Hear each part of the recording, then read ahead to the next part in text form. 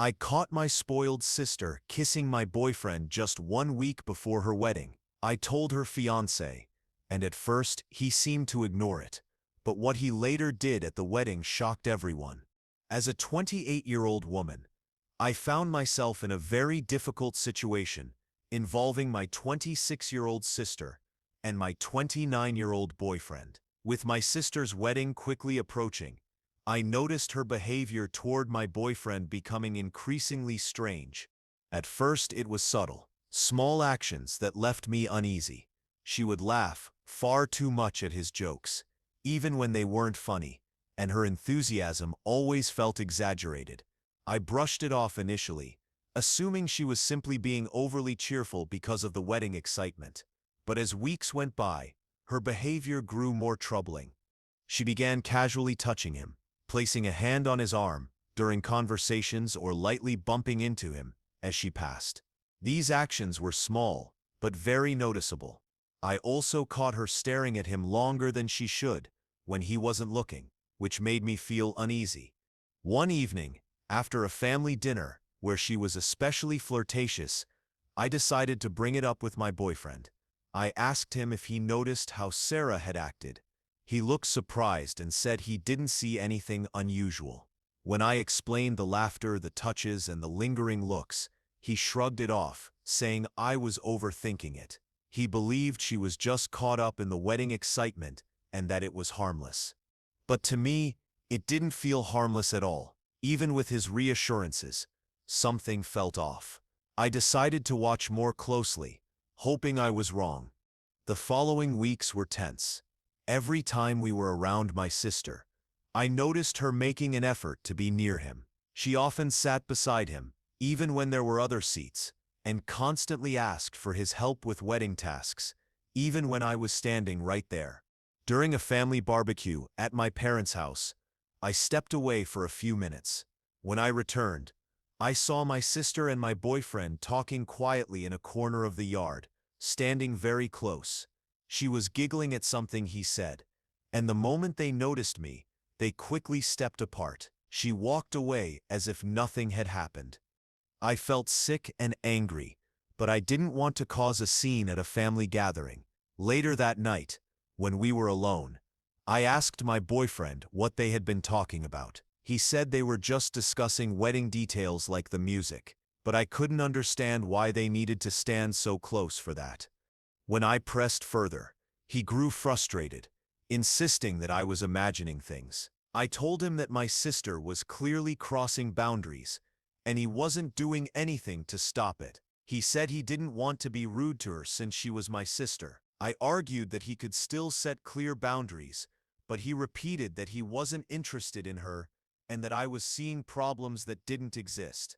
The discussion went in circles, leaving both of us upset. He kept saying I was overreacting. While I couldn't shake the feeling that something was very wrong, we went to bed angry, with nothing resolved. The next day, I knew I had to confront my sister directly. Avoiding it was making things worse. I called her and asked to meet for coffee. She agreed immediately, sounding cheerful and completely unaware of how serious I felt. When we met at a cafe near her apartment, I was nervous. My hands shook slightly as I stirred my coffee. Meanwhile, she was in high spirits, chatting endlessly about her wedding plans. Her carefree attitude made it even harder for me to start the conversation. Finally, I cut her off mid-sentence and told her we needed to talk about something important. She looked surprised, sensing the seriousness in my tone, and asked what was wrong.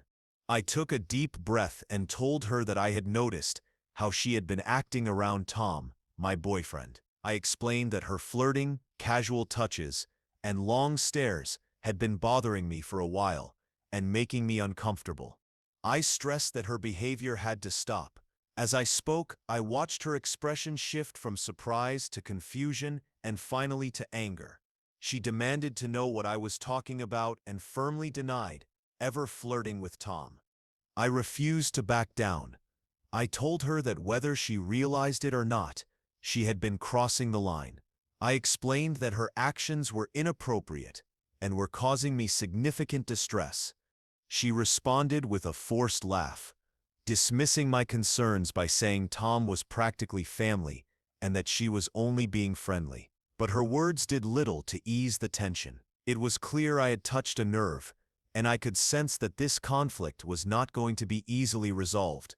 Unable to hold back, I pointed out the pattern of her behavior, finding excuses to be near him, touching him unnecessarily, and laughing at everything he said, even when it wasn't funny. To me, it was obvious, and it made me increasingly uncomfortable. Her face grew red with anger and disbelief. She seemed shocked by my accusations. Especially so close to her wedding, she fired back, suggesting I was insecure and questioning my confidence. Her words stung, but I held firm. I told her my concerns had nothing to do with insecurity, but with respect. She was crossing a boundary, and it needed to stop immediately. Suddenly she stood up, her chair scraping against the floor. She declared that she wasn't going to sit there and listen to what she called paranoid and ridiculous accusations. She said if I couldn't trust my own sister, then that was my problem, not hers. With that, she stormed out of the cafe, leaving me alone and filled with doubt. I began questioning myself. Had I overreacted? Was I being paranoid? When I got home, my boyfriend immediately noticed something was wrong and asked what had happened. I told him about the conversation with my sister. As I spoke, his concern grew. When I finished, he sighed and said he thought I had made a mistake. He worried that confronting Sarah so directly, especially before her wedding, would hurt her deeply. Feeling defensive, I asked if he was taking her side. He reassured me he wasn't, but he still doubted that Sarah had been flirting. Even if she had, he believed confronting her so directly was not the right approach. His words left me conflicted. Tears came to my eyes as I asked, so what was I supposed to do? Just ignore it? My frustration was clear. He wrapped his arms around me and suggested that I could have handled things differently. He thought I might have spoken to him more first, or approached Sarah in a less confrontational way. Now, with how things had unfolded, he worried Sarah was upset with both of us and that it could put a shadow over her wedding. Overwhelmed, I pulled away and asked, "So this is all my fault?" He sighed, struggling with his words, and explained he wasn't blaming me entirely, but he did think I had let emotions get the better of me. We argued for a while, but it became obvious that we weren't going to agree. Our perspectives were too different, and neither of us was willing to fully understand the other. Eventually, he went to bed, leaving me alone with my doubts. In the days that followed, the tension only grew. Sarah stopped speaking to me altogether, creating a painful distance. My parents noticed her distress and called to ask what was wrong. When I tried to explain, it was clear they believed I had overreacted. As the wedding day approached, I felt unsure about everything. I was supposed to be a bridesmaid, but now the role felt more like a burden. I didn't even know if Sarah still wanted me there. My boyfriend, still invited, suggested we attend together to show there were no hard feelings. But the idea of standing there while knowing how angry she was made me feel sick. The situation had become a tangled mess with no clear way to fix it. I tried calling Sarah multiple times, but she never answered. I left voicemails apologizing and saying we needed to talk. I even went to her apartment, but she shut the door on me. My anxiety only grew as the wedding day drew near. My boyfriend urged me to let it go, saying it would all blow over, but I couldn't shake the feeling of dread. One night, I even dreamed I walked into the wedding, and everyone turned to stare, whispering and pointing. I woke up shaken. Update: things worsened after my confrontation. Sarah told our mother, who became furious. She called, shouting that I was being selfish, and asking how I could accuse my sister of something like that right before her wedding. She refused to hear my side, demanding that I apologize to Sarah immediately. Now Sarah still refuses to speak to me, and my parents are upset as well. The stress within our family has become unbearable. Tom, my partner, kept insisting that I was exaggerating. His words only left me feeling more upset and frustrated. About a week before the wedding, I went to my parents' house to try to clear the air. As I walked up, I heard muffled voices from the side of the house. Curious, I stepped toward the garden and froze at what I saw. Sarah and Tom were partly hidden behind a large plant, locked in an embrace. They kissed deeply, and Sarah's legs were wrapped around Tom's waist, while his hand was under her top. They were so absorbed in each other that they didn't notice me standing there. The shock hit me like a physical blow. I couldn't breathe, couldn't move, as the reality of what I was seeing sank in. Anger and betrayal rushed over me, and before I could stop myself, I shouted, "What is this?" The reaction was immediate. They both jumped, guilt-written, all over their faces. Sarah's expression drained of color, and Tom stammered, "It's not what it looks like," but it was exactly what it looked like, confirming every suspicion I had. Tears filled my eyes as I asked, "How could you? My own sister and my boyfriend?" My voice broke with pain.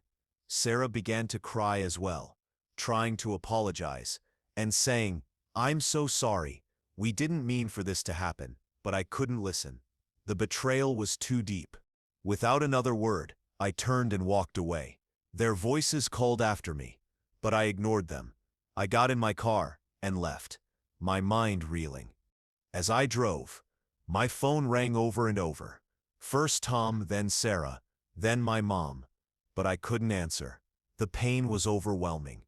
When I finally reached home, I felt numb. I packed a small bag and left, knowing I couldn't stay there. Before leaving, I sent Tom one last message. "We're done. Don't contact me again." Then I switched off my phone. I am writing this now, from a hotel room in a nearby city, unsure what comes next. The wedding is only days away, but I know I cannot attend. My relationship has ended, and the bond I once shared with my sister may be broken forever. What hurts most is that everyone made me feel like I was overreacting, but in the end, my instincts were right. The weight of that truth is hard to bear, and I find myself questioning how I will ever trust again.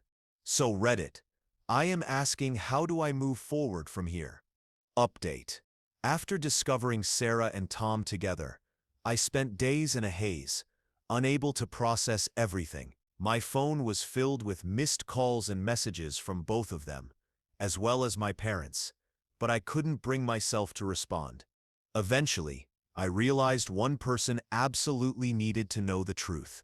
Mark, Sarah's fiancé. With a heavy heart, I decided to call him. When he answered, I could hear the concern in his voice. He said Sarah was distraught, and that no one knew where I had gone. Taking a deep breath, I told him everything. I explained my earlier suspicions, how everyone dismissed them, and then described exactly what I had seen in my parents' garden.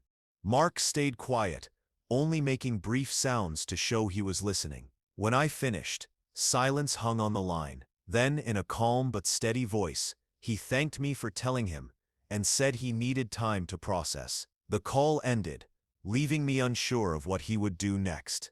As the wedding day drew closer, I heard nothing more from Mark or my family. Sarah stopped reaching out altogether. I began to fear she had convinced him to forgive her, and that the wedding would go on as planned. The idea that she could move forward with her perfect day while my life was falling apart made me sick. I knew I couldn't attend, so I chose instead to stay away and focus on trying to rebuild myself. On the evening of the wedding, my cousin Emma called. Her voice was urgent and full of shock. "You won't believe what just happened," she said. She told me that everything seemed normal at first. Sarah looked beautiful in her dress, and Mark stood ready at the altar. But when it came time for the vows, Mark stepped forward and said he had something to announce. In front of everyone, he explained that he could not marry someone who had betrayed her own sister by getting involved with her boyfriend. Emma said Sarah went pale, and then Mark turned to my parents and apologized, telling them they deserved to know the truth, about why I had distanced myself. Sarah broke down crying. My parents were stunned, and the guests were left whispering in shock. Mark then walked out of the church, leaving Sarah sobbing at the altar. Emma described it as something straight out of a movie. She said the whole family was in chaos, with my parents trying to get answers from Sarah, who was completely devastated. As I listened, I felt a wave of mixed emotions.